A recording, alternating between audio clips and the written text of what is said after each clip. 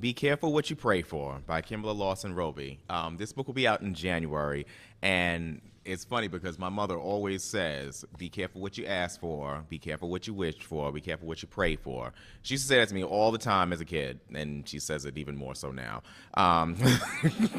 Because you just might get it. And in this book, that's exactly what's going on. Some of you that are familiar with Kim Roby, a lot of her books focused on the Reverend Curtis Black. And so a lot of her books now, she's sort of turning the tables a little bit, and she's focusing on Curtis Black's daughter, Alicia. And so it follows Alicia. The title says exactly what happened. She was wishing and hoping and praying, and she finally got herself a man, and she got married, and he's everything that she thought he was going to be. He's a dynamic speaker. He's a reverend. He has a 5,000 plus congregation. He makes a lot of money. He gives whatever she wants. She's really happy about the whole situation, even though her father, Reverend Black, really does not like this guy in any way, shape, or form. And then the truth always does come to light, and come to find out that her husband is actually cheating on her. And what he wants to do is his goal, or his main reason for marrying Alicia, was because he wants to be a reverend just to the same level as Reverend Curtis Black. Very similar to a lot of the preachers of the mega churches that you see on television and things like that. And so, as everything always happens, God always brings the truth, and the truth comes to light. And she really has to make some hard decisions about her life. Does she want to stay in this situation? Does she want to keep going? She has a lot of conflict going on. So you definitely need to check this book out in January. We do have galleys because she will be here at ALA. She's going to be here Sunday. She's going to be participating in the ALTAF Authors Come in All Colors, Diversity, and Literature panel on Sunday at 10:30. And then she will be reading at the live stage at from 3 to 3:30, and then she will be doing a booth signing with us from 4 to 5. So if you have not picked up a book, definitely pick up one from her. She's an amazing writer. Due out in January. And Gator a Go-Go by Tim Dorsey. His book will be out in January as well, and I just love his titles. I mean, Nuclear Jellyfish, Atomic Lobster, Hurricane Punch, and now Gator a Go-Go. He is the author of 11 previous novels, and his main character is Serge Storms. And in this book, he has his sidekick, Coleman. And basically, there is a Miami gang who, there was a member of a Miami gang, and basically the gang member ratted them out, and by ratting them out, he had to go in the witness protection program. So now the gang is still interested in trying to get back at him and get at him, and so Serge is trying to stop that from happening, but of course, because he's in the witness protection program, he can't get to him. So he finds out that this guy actually has a son who's of college age. And what do most 20-somethings before they graduate do while they're in college? Go to spring break.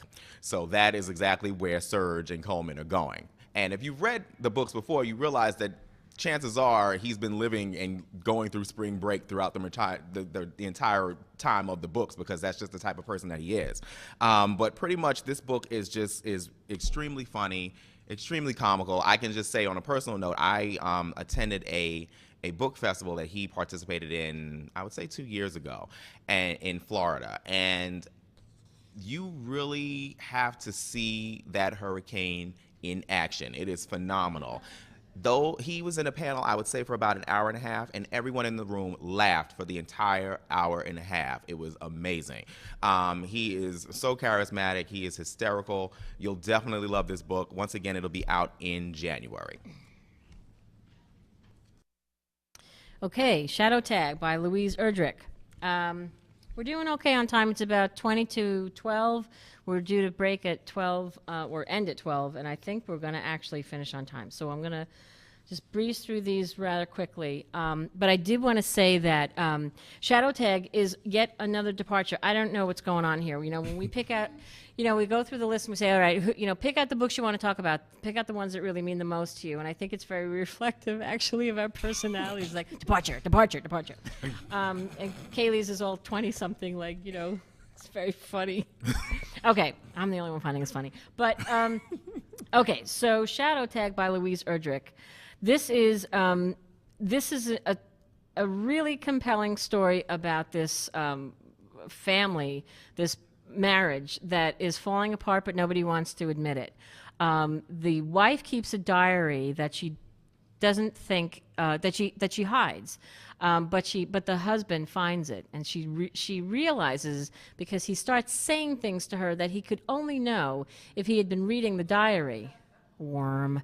So she decides to write a different diary. So she has two diaries going, her real thoughts and what she wants him to know. Yeah, I know. It's pretty deep. And they have children. So it's, and they're trying, I think not only are they trying to keep up appearances to each other, but they're keeping up appearances to the children, who of course are picking up on everything. And so this is really the unraveling of a marriage. And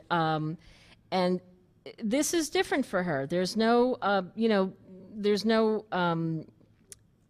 complicated cast of characters. I think a lot of people are really going to relate to this story. There isn't. There's some reference to Indians in there because most of the books that she does write about works that into there. It's there, but it's really a more commercial, straightforward story about this family that's falling apart. It's very straight on, and I think that it's just fiction that I think especially women readers of commercial fiction are going to come to, and I think that this book is going to open up her readership in a way that I think before it was a little more marginalized. Also, I didn't mention before, but a lot of these authors are, up for coming and speaking at your library. And I don't know if anybody went to the Public Library Association conference last year. She spoke at the luncheon, and she is amazing. She is an amazing speaker.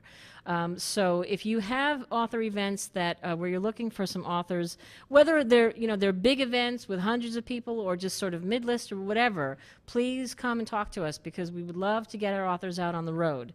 And she is Mother Earth. She's just wonderful. I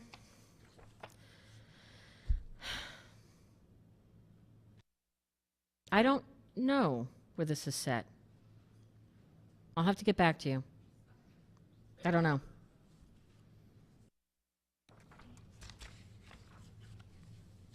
Okay. Horns by Joe Hill. This is Joe Hill's second novel. The first one was The Heart-Shaped Box, which scared everyone. This has been a while. This has been a while in the making, but well worth the wait. It's a story about this guy, Ignatius Parrish, and he is. It's a very freaky little book, because he wakes up one morning and he has a pair of horns sprouting from his head, because we've all had nights like that.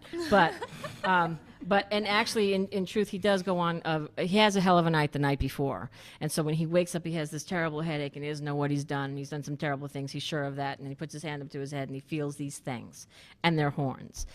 What they do is they give him special powers. Now, unfortunately, his childhood sweetheart had been killed, and it has turned him into a different person. He is full of rage, and he is full of anger, and a year passes by, and he's just nowhere near getting over this.